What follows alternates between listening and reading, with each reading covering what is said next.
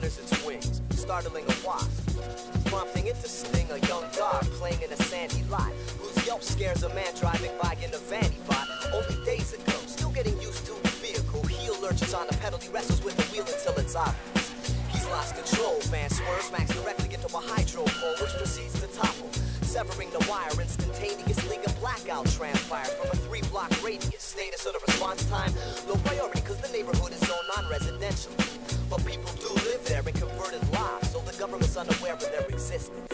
So the blackout persists just long enough to convince a junkie that conditions are perfect for a B&E.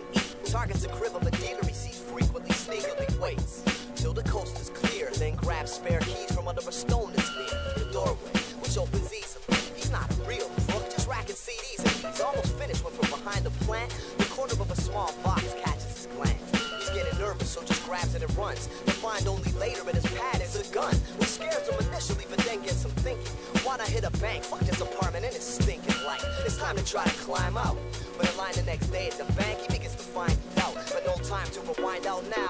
It's almost his turn, and the guy behind him shouts down, this guy's got a gun, and promptly tackles him to the floor. They land hard with a smacking and the gun goes off. Accidentally, bullet heads towards teller 3, but his trajectory redirected by bullet-resistant window paint, saving the life of the teller, but the slug ricochets towards the office of the bank manager, who at that moment saying thanks, shaking hands with a foreign diplomat, the deputy ambassador from Saudi, with whom he's just closed a sweet deal to proudly states all banking by the Saudi embassy in Canada goes through his branch. He's a shooter for his bank man of the year plaque, or he was up until the point of the straight bullet enters the back of the deputy ambassador, passes through 2 ribs, pierces his heart, and leaves his ass on the floor, dead.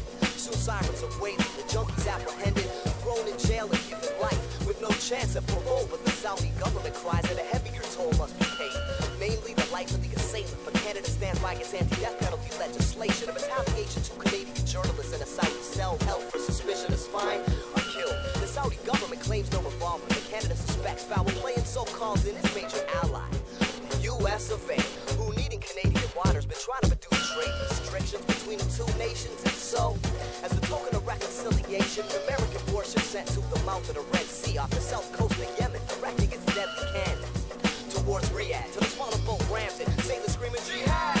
An explosion rocks the battleship, which rapidly sinks, along with half the crew who died tragically in the drink. Now the states never planned any real hostile action, but public outrage forces it to start attacking.